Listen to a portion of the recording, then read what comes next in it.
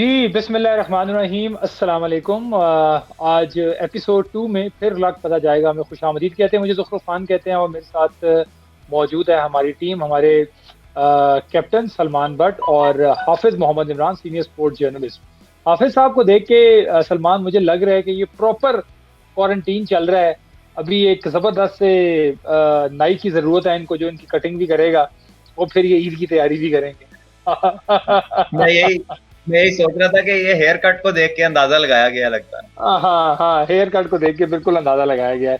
सो जी, आज बड़ी गर्मा गर्म खबरें भी हैं, जिसमें सबसे पहली खबर तो कल जिस तरह मालूम है, सेंट्रल कॉन्ट्रैक्ट है, प्लेयर्स के नामों का ऐलान हो गया है और उसमें बहुत बहस भी हो रही है, बहुत सी बातें भी हो रही हैं और आज हम भी इस पे यही डिस्कस करेंगे कि जो सेंट्रल कॉन्ट्रैक्ट है, तो हमने खैर पहले भी डिस्कस किया, लेकिन जो प्लेयर्स ड्रॉप हुए हैं सलमान, उससे मैं स्टार्ट करूंगा, जिसमें जी जी। सबसे ज्यादा जो नाम है वो लिया जा रहा है जी आमिर का और वहाब का। इसके अलावा आपने हसन अली के बारे में भी कहा था कि शायद वो ना रिटेन हो सकें। अब सुनने में ये आ रहा है कि हसन अली के लिए तो 3-4 क्रिकेट बोर्ड्स ने से राब्ता किया है, उनके मेडिकल पैनल से भी पाकिस्तान क्रिकेट बोर्ड ने, ताकि उनकी जो इंजरी है वो सेटल डाउन हो। एक चीज, अब अगर स्पेशली और स्पेसिफिकली मोहम्मद आमिर की बात करें तो एक पिछले पूरे साल में अगर हम वनडे की बात करें तो टॉप विकेट टेकर है मोहम्मद आमिर। T20 में पाकिस्तान की तरफ से सेकंड लीडिंग विकेट टेकर है, सिर्फ वो टेस्ट फॉर्मेट नहीं खेल रहे।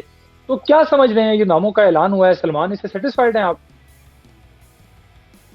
देखिए, जब आमिर की या वहाब की या हसन की जब आप बात करते हैं ना, तो वो तो एक ऑब्वियसली एक रिएक्शन आया है उनके तीनों के लिए कि क्योंकि आपने टेस्ट क्रिकेट छोड़ी और हम्म, मतलब it's it's a kind of अपना मसल फ्लेक्स करके उन्होंने दिखाया कि क्योंकि तुम लोगों ने छोड़ी तो ये फिर हमारा रिएक्शन ये देखो। हालांकि ठीक है। काफी लोग ऐसे हैं जिनकी जो तीनों तर्ज की टीमों में अभी खेलेंगे भी नहीं और वो सेंट्रल कॉन्ट्रैक्ट के अंदर हैं और उनका हम्म, इमीडिएट फ्यूचर में खेलते नजर भी नहीं आ रहे, वो भी सेंट्रल कॉन्ट्रैक्ट के अंदर है। और अगर टीम मेरिट पे हम्म। बने और अच्छे बेहतरीन टीम बने तो ये दोनों प्लेयर वनडे और T20 दोनों में डलेंगे, ये दोनों। हाँ जी, हाँ जी, तो हाँ जी, बिल्कुल। तो ये चीजों को देखते हुए लगता है कि थोड़ा सा अपना जो ऑब्वियसली जो फीलिंग्स हर्ट हुई थी पीसीबी की कि जी ये ना जाएं, लेकिन वहाब के केस में ऐसा नहीं है। वहाब के केस हाँ के जी। अंदर क्रिकेट बोर्ड को पूरी तरह मालूम था काफी अरसा पहले से कि वो इंटरेस्टेड नहीं है रेड बॉल क्रिकेट में, और रेड बॉल हम्म, की क्रिकेट में कोई उसकी जगह भी की नहीं थी। वो कोई रेगुलर हाँ। मेंबर नहीं था पाकिस्तान टीम का। रिएक्ट कर रहे हैं कि जिस तरह वो कोई पक्का प्लेयर था जिसको आप सारे मैच खिलाते थे और वो आपको मैच जिताता था, और उसने जो है ना टेस्ट क्रिकेट छोड़ दी। और एज वाइज भी उसका ऐसा नंबर नहीं था कि जो जिसको इतना 35 ईयर्स उसकी एज है, मतलब इट्स नॉट हम्म, समबडी जो कि बिल्कुल अपनी जवानी में छोड़ गया और अपनी पीक पे था और छोड़ गया।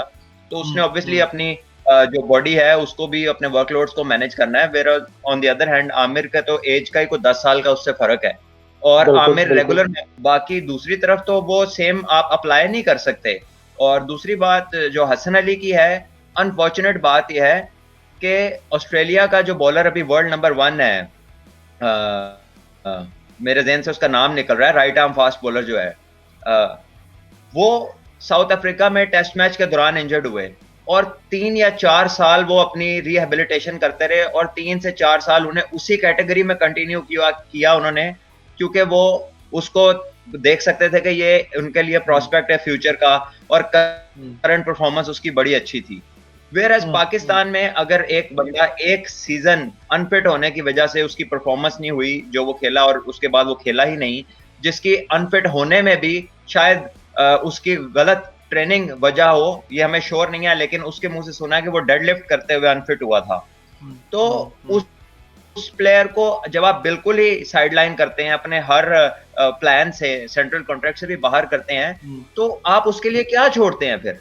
हम्म, अब कई लोग उसे सर्जरी का मशवरा दे रहे हैं। सर्जरी तो लास्ट रिजॉर्ट होता है कि जब कुछ भी ना और हो सके, जब कुछ और ना हाँ, रह ऐसा जाए। ही और है, बिल्कुल सर्जरी ऐसा के ही है। बाद हम लोग हैं जो अपनी फुल पीक को वापस अटेन करते हैं। सर्जरी के बाद तो ठीक है, ठीक है, 90% प्लस ठीक है। रेशो उन लोगों की है जिसका करियर हम्म, तकरीबन खत्म हो जाता है।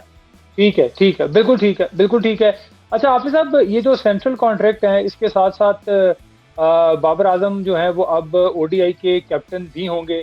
ये भी चंद चीजें क्लियर होगी, जो मैं एक दिन पहले सलमान से पूछ रहा था कि सरफराज अहमद का नाम अभी भी है। अब सरफराज अहमद जो है वो बी कैटेगरी में है। ए कैटेगरी में अजहर अली, बाबर आजम और शाहीन शाह अफरीदी की, मुझे अगर आप एज अ क्रिकेट लवर या क्रिकेट फैन पूछे तो मुझे खुशी इसलिए हुई कि 2 साल के अरसे में उन्होंने अपने आप को टॉप बॉलर शो किया, टॉप क्रिकेटर शो किया और वो नंबर 1 पे आ गए। तो इस ओवरऑल सारे सिनेरियो को हाफिज साहब किस तरह देख रहे हैं, जो कैटेगरीज अनाउंस हुई हैं, और इसमें लास्ट अगर हम देखें तो emerging players category Haider Ali, Haris Rauf और मोहम्मद हसनैन उसमें शामिल हैं।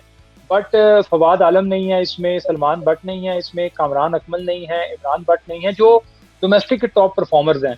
तो क्या उनको भी होना चाहिए था इन 3-4 प्लेयर्स को, ताकि थोड़ी उनकी भी हौसला अफजाई होती? जुफर खान साहब, मोहम्मद आमिर और वहाब रियाज को इसलिए सेंट्रल कॉन्ट्रैक्ट में नहीं रखा जाता कि उन्होंने तो उससे कुछ छोड़ दी। ठीक है, आपने उन्हें सजा दे दी। अब आ गए दूसरी तरफ। दूसरा पहलू क्या है? दूसरा पहलू में आप खुद जो पाकिस्तान की कौमी सतह की टेस्ट क्रिकेट है, वो क्रिकेट है, आप उस क्रिकेट के परफॉर्मेंस को कितनी अहमियत दे रहे हैं? आप जगह पे 2 फैसले कर रहे हैं। आप ये कर रहे हैं कि आप 5 रोजा क्रिकेट खेलने वाले को सेंट्रल कॉन्ट्रैक्ट से बाहर निकाल रहे हैं।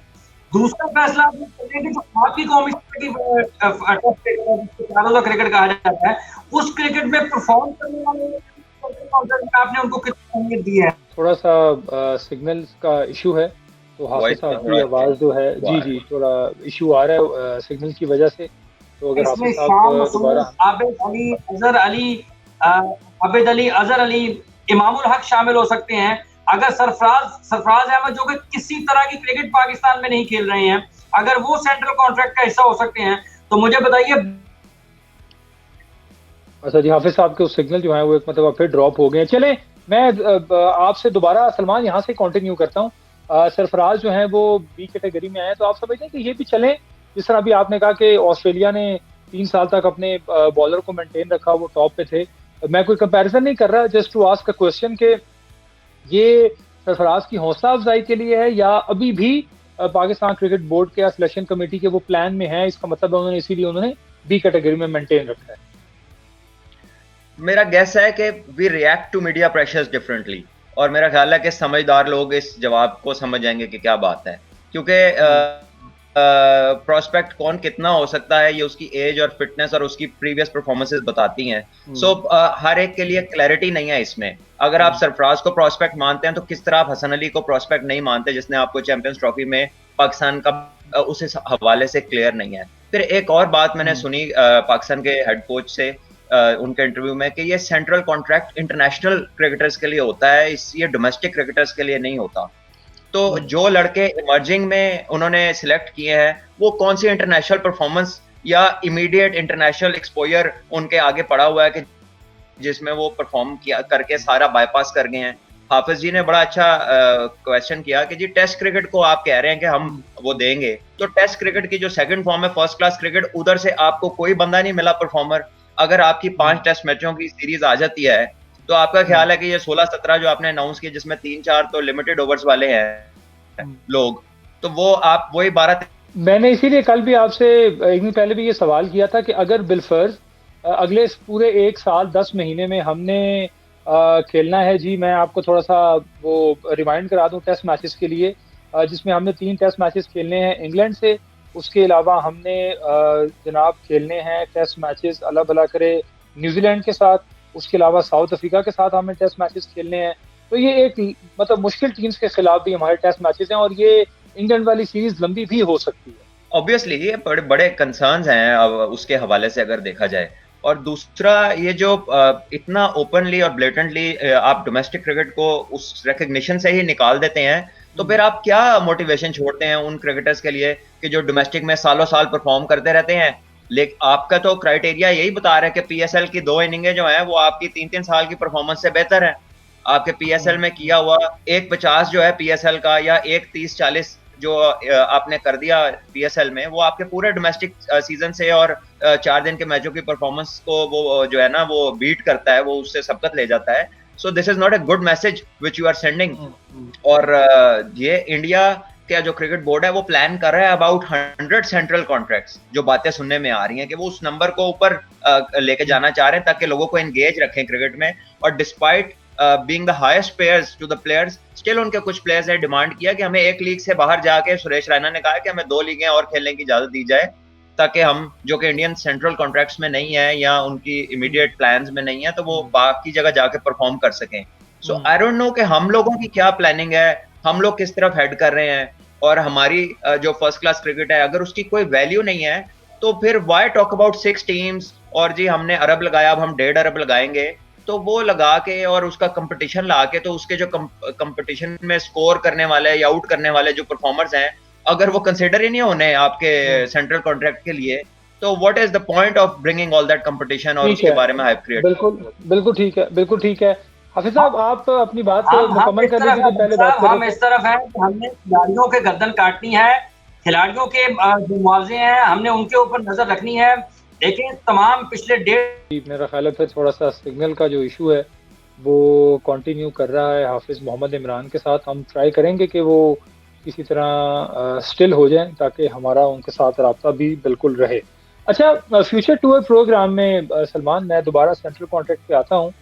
इसमें मैं एक चीज़ देख रहा हूँ कि जुलाई में जो पाकिस्तान ने आयरलैंड के खिलाफ 2 T20 मैचेस खेलने हैं, वो तो ऑब्वियसली उसका अभी तक कोई वो नहीं आ रहा, लेकिन उसके बाद जो इंग्लैंड के खिलाफ सीरीज है उसमें 3 टेस्ट मैचेस हैं और 3 T20 हैं। फिर सितंबर में एशिया कप भी फ्यूचर टूर प्रोग्राम में है। फिर सितंबर अक्टूबर में वर्सेस साउथ अफ्रीका जिसमें 3 ODIs हैं और 7 3 T20 हैं। फिर उसके बाद वर्ल्ड T20 है ऑस्ट्रेलिया में। फिर नवंबर में वर्सेस जिम्बाब्वे 3 ODIs हैं और 3 टेस्ट मैचेस हैं, 3 T20s हैं। और नवंबर दिसंबर में न्यूजीलैंड के खिलाफ 2 टेस्ट और 3 T20 मैचेस खेलने हैं। एक तो फौरन से अगर ये सीजन स्टार्ट हो जाता है लीडिंग टूवर्ड्स ये जो अभी आपका पाकिस्तान और इंग्लैंड का समर सीजन होगा, और अगर नवंबर दिसंबर तक की कंटिन्यूटी में चला जाए, अगस्त सितंबर अक्टूबर नवंबर दिसंबर, यानी 5 महीने आपकी बहुत ज्यादा क्रिकेट होने वाली है। तो इस 5 महीने में जब ज्यादा क्रिकेट होगी तो हमारा जो फिटनेस लेवल है अभी वो किस तरह आप देख रहे हैं, और साथ ही साथ में जब आप मुल्क से बाहर खेलते हैं तो फिर इंजरीज भी आपको ज्यादा सामना करना पड़ता है। और अगर एक लंबे अरसे के बाद 3-4 महीने के गैप के बाद आप जाएंगे तो आप समझते हैं कि थोड़ा सा नुकसानदेह भी हो सकता है अगर हमने ज्यादा इसको कवर अपना किया। आई थिंक आपको हो सकता है कि आपको slightly bigger pool of players के साथ ट्रैवल करना पड़े और आपको वर्कलोड्स को ज्यादा तवज्जो के साथ मैनेज करना पड़े। स्पेशली फास्ट बॉलर्स की अगर हम बात करें तो उनको ये इश्यूज आ सकते हैं उन कंडीशंस में, और जो है डिपेंड करेगा, बैटिंग में भी इश्यूज होंगे, बिकॉज आप देखिएगा कि क्योंकि कोई डोमेस्टिक क्रिकेट नहीं हुई इंग्लैंड में, तो पिचेस पे कोई वेयर एंड टेयर नहीं होगा, जो भी मिलेगा वो फ्रेश मिलेगा। डिस्पाइट के वेदर हो सकता है थोड़ा सा सनी, ब्राइट सनी हो, बट पिचेस यूज नहीं होंगी। सो वो प्रिडिक्ट करना पहले से कि वो स्लो हो जाती हैं, तो जब उस पे स्लो होने की वजह से फिर रिवर्स स्विंग को फेवर मिलती है, तो वो वाली फैसिलिटी शायद हमारे सीमर्स को और स्पिनर्स को उस तरह की ना मिल सके, क्योंकि उस पर सीजन नहीं हुआ कोई मैचेस नहीं हुए होंगे। तो ये सारी चीजें वंस सीरीज डिसाइड होती है तो फिर डेफिनेटली जो पाकिस्तान टीम का थिंक टैंक है वो इन पे सोचेगा। बट ये तो बात की बातें हैं अभी। तो फर्स्टली तो सीरीज प्लान हो, उसके बाद कोई कैंप्स लगे, फिटनेस का जो प्रॉपर काम है वो शुरू हो। I am sure fitness test तो सबके अभी हुए हैं, और आगे भी जून 20 को नेक्स्ट फिटनेस टेस्ट की डेट है। आई एम श्योर के लड़के अपनी कुछ ना कुछ तो ट्रेनिंग और प्रैक्टिस कर रहे होंगे, बट अगेन जो प्रॉपर एनवायरनमेंट है वो किसी के पास भी नहीं है, और वो इंग्लैंड के प्लेयर्स के पास भी नहीं है। सो काफी इवन होगा। इंग्लैंड में यहाँ से ज्यादा बुरा हाल है। ठीक है, बिल्कुल ठीक है। सो जी, ए कैटेगरी में 3 प्लेयर्स हैं, अजहर अली, बाबर आजम और शाहीन शाह। बी कैटेगरी में आबिद अली आ गए हैं, असद शफीक, हारिस सुहेल, मोहम्मद अब्बास, मोहम्मद रिजवान, सरफराज अहमद, शादाब खान, शान मसूद, यासिर शाह। सी कैटेगरी में फ़खर जमान, इफ्तिखार अहमद, इमाद वसीम, इमामुल हक, नसीम शाह, उस्मान शनवारी, और इमर्जिंग प्लेयर्स में हैदर अली, हारिस रऊफ और मोहम्मद हसनैन का नाम शामिल है। और कप्तानी की अगर बात करें, बाबर आजम तो अभी तक नो डाउट मतलब बैटिंग में तो सुपर क्लास हैं। हाफिज साहब अगर आपको आवाज आ रही है तो अब किस तरह देख रहे हैं कि वनडे को किस तरह लेके चलेंगे बाबर आजम? जुफर साहब मेरी बात सुनिएगा, जुफर साहब मेरी बात सुनिए जी। देखें आपने अपने हर जगह पर अपने आप क्रिकेट को और क्रिकेटर्स को महदूद तर किए जा रहे हैं। ये बड़ी तकलीफदेह बात है। देखें, आपको अपने खिलाड़ियों की तादाद भी बढ़ानी है, आपको अपने खेल के मुकाबलों की तादाद भी बढ़ानी है।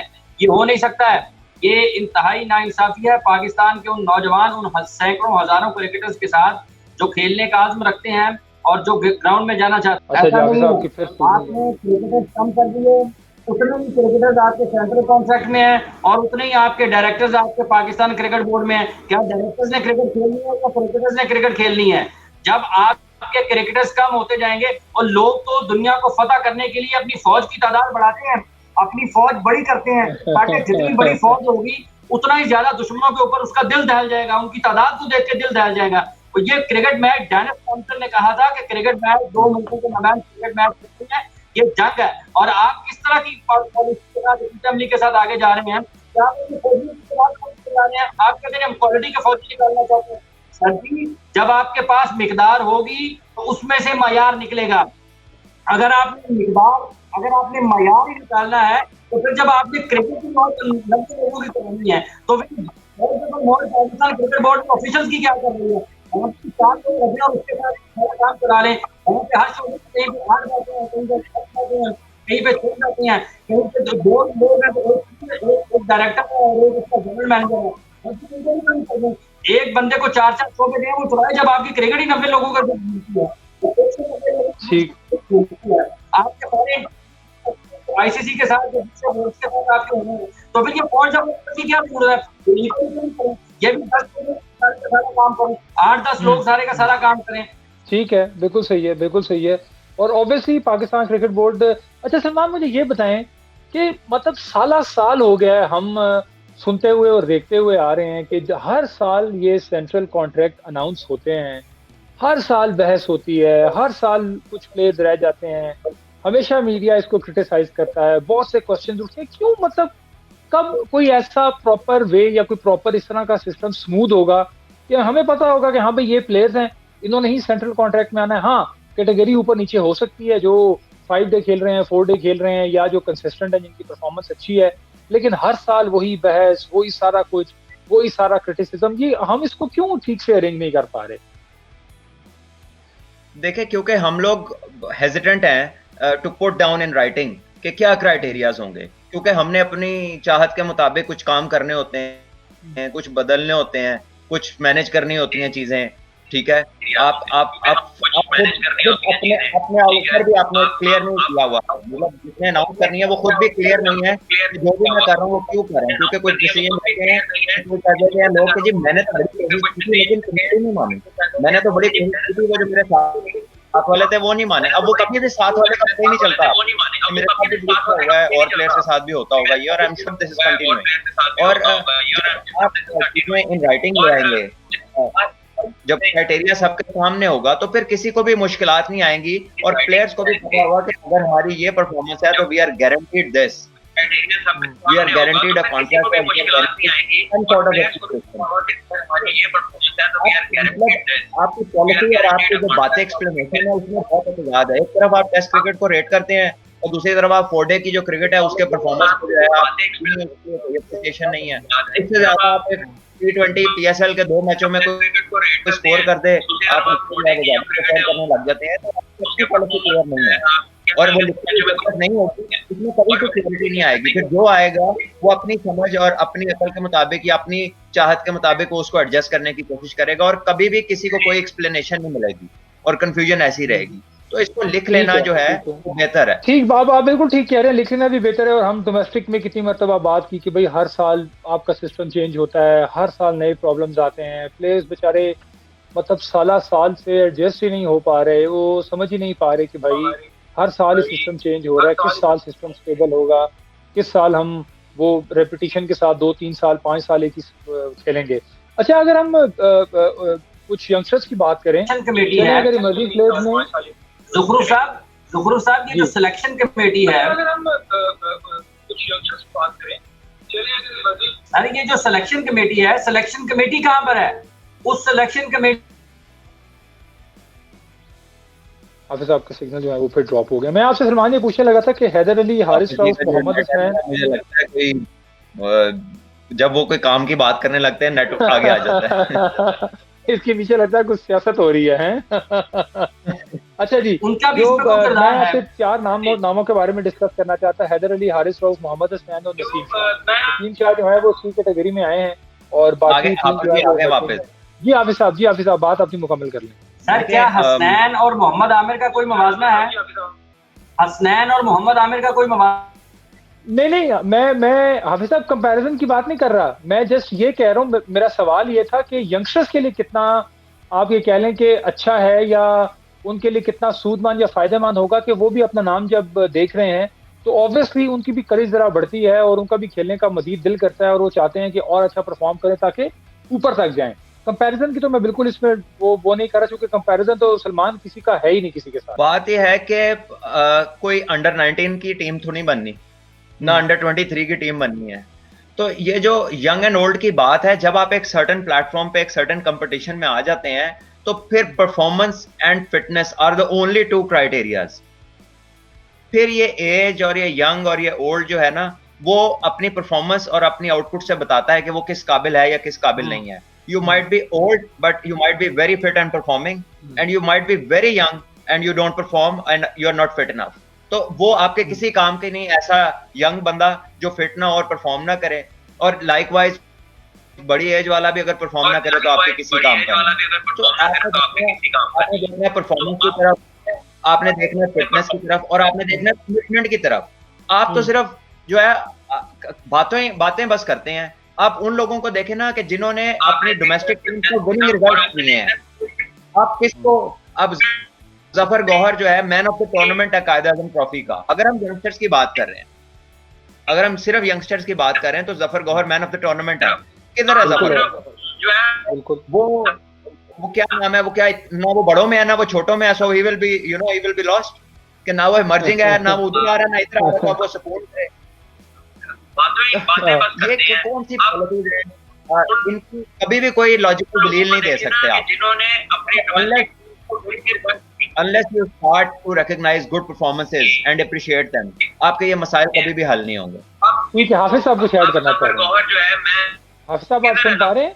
अच्छा, एक ज़ुखरुफ खान साहब, सरफराज अहमद सिर्फ और सिर्फ मीडिया के दबाव की वजह से इस सेंट्रल कॉन्ट्रैक्ट का हिस्सा बनाया गया उन्हें।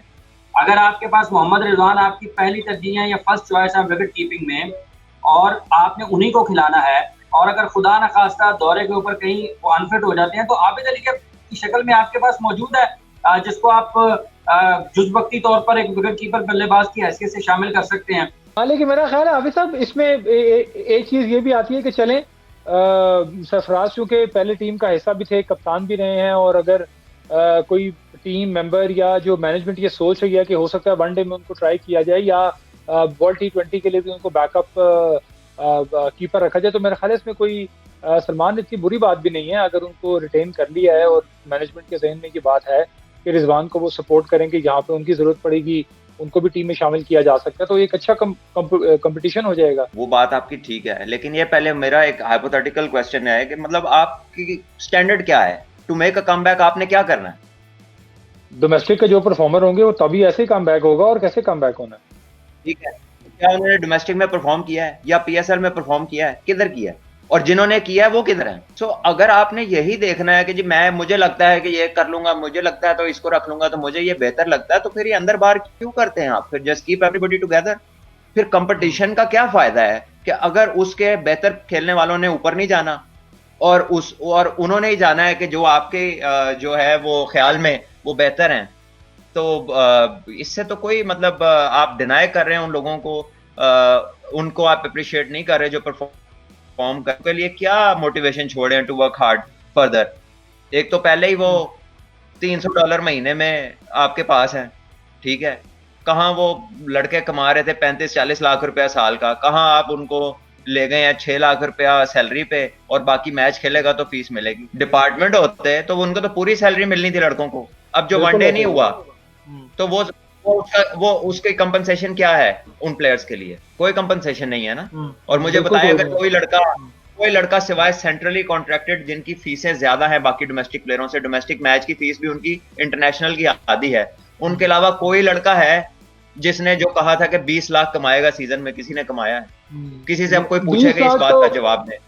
देखिए 20 लाख तो वो कमाएगा जो सारे मैच खेल गया, और जो टीमें 2 फाइनल में पहुंचेंगी उनके प्लेयर सारे मैचेस खेलेंगे, तब जाके अगर वो टैक्स लागू नहीं होता। आप फाइलर हैं, नॉन फाइलर हैं, उसमें पीसीबी का फाइनेंस डिपार्टमेंट का क्या क्राइटेरिया है, वो बात की बात है, वो तो तब मिलेगा। ये तो एक ऐसी बात है जो हवा में हो गई, और जब तक वो हो नहीं गई उस पर अरे डिबेट हवा हो में नहीं नहीं गई। हुई, ये प्रेस कॉन्फ्रेंस में प्रेजेंटेशन में ये बातें हुई हैं, जब जी नहीं, बताया मैं जा वही रहा कह था रहा कि हूँ जो ना, हम नया सिस्टम इंट्रोड्यूस करा रहे हैं उसके मेरा ये कहने का बेनिफिट्स मतलब होंगे, ये है, हाँ तो बात एग्जैक्टली वहां उसके पर बेनिफिट्स की ये गई होंगे और हर बंदे को उससे फायदा होगा। लेकिन जब वो है। सिस्टम और शुरू माशाल्लाह हुआ, किसी बंदे ने इसमें सवाल नहीं किया, नोबडी क्वेश्चन दैट, ठीक है। शायद उनको मालूम नहीं था या उस वक्त वो उस चीज को कैलकुलेट नहीं कर सके। बहरहाल अब ये हकीकत सबके सामने है। सो हु इज नहीं उसमें रिस्पॉन्सिबल बिल्कुल फॉर आप ठीक दैट? कह रहे हैं, आप लोगों उसमें बिल्कुल को आप ठीक कह रहे हैं, लेकर बहुत सी कैलकुलेशन नहीं हुई, क्योंकि ऑब्वियसली जब पाकिस्तान क्रिकेट बोर्ड ये सिस्टम लेके आ रहा था तो हर बंदे को ये आइडिया नहीं था कि किस तरह से ये मैनेज किया जाएगा और किस तरह से चीजें डिवाइड होंगी। तो जाहिर है वो बिल्कुल ही नया सिस्टम आया, डिपार्टमेंट खत्म कर दिए गए और आप बिल्कुल ही 6 टीमों पे आ गए। अब क्योंकि सबको बहुत अच्छे तरीके से अंदाजा हो गया, और वो भी इसलिए हुआ कि जब सब ने वो उसको थॉरोली देखा और प्लेयर्स की तरफ से भी ठीक ठाक शिकायतें, प्लेयर्स तो बेचारे मजबूर हैं, वो नहीं बात करते, नहीं बोल सकते। लेकिन मुझे किसी ने मैसेज कर दिया या कॉल कर दी, उसने अपना मसला बता दिया, आप सबके साथ ट्रेनिंग करते हैं, आपको किसी ने बता दिया या किसी तीसरे बंदे को बता दिया, ये तो पाकिस्तान क्रिकेट बोर्ड को पता चलेगा जब वो ये जिस तरह भी आपने बात की है कि वनडे टूर्नामेंट नहीं हुआ, उसमें गैप आ गया, बहुत से प्लेयर्स का मसले मसाइल हुए, तो फिर पाकिस्तान क्रिकेट बोर्ड ने सोचना शुरू किया कि हाँ भाई ये बात की जाए डिपार्टमेंट से, कुछ 3 डे क्रिकेट कर लें, उसके अलहदा टूर्नामेंट हो जाए, इसका अलहदा टूर्नामेंट हो जाए, तो उस पर वो डिबेट शुरू हो गई। खैर मैं जो एक और जरूरी सवाल, जी आप इट्स, अगर ये कोई रॉकेट साइंस तो नहीं थी, ये बात पहले भी सोची जा सकती थी। जो भी खैर डिपार्टमेंट्स खेलें, अच्छी बात है, खेलना चाहिए। 3 डे भी फर्स्ट क्लास क्रिकेट होती है, तो आई गेस कि वो अगर वो 3 डे होती है तो उसको वो स्टेटस मिलना चाहिए, ताकि वो लड़के जो आपके प्लान्स में नहीं है वो बाहर जाकर खेल सकें उस फर्स्ट क्लास की बेस पे, एग्जैक्टली ताकि उन जो है ना वो उनके लिए रिलैक्स्ड उनकी लाइफ हो, क्योंकि वो अब कोई नया काम नहीं सीख सकते, अब वो इंजीनियर नहीं बन सकता, अब वो डॉक्टर नहीं बन सकता, ठीक है। तो उसके लिए लाइफ में जो अपॉर्चुनिटी है उसको वो अवेल कर सके पूरी तरह। इसलिए इसको सोच समझ के, इसको दुनिया में जैसे श्रीलंका में, जिम्बाब्वे में और मुल्कों में, साउथ अफ्रीका में भी एक ग्रेड 3 डे का है फर्स्ट क्लास रिकॉग्निशन। इंग्लैंड में जो सेकंड ग्रेड की क्रिकेट है वो भी फर्स्ट क्लास है, जो सेकंड डिवीजन है के नीचे।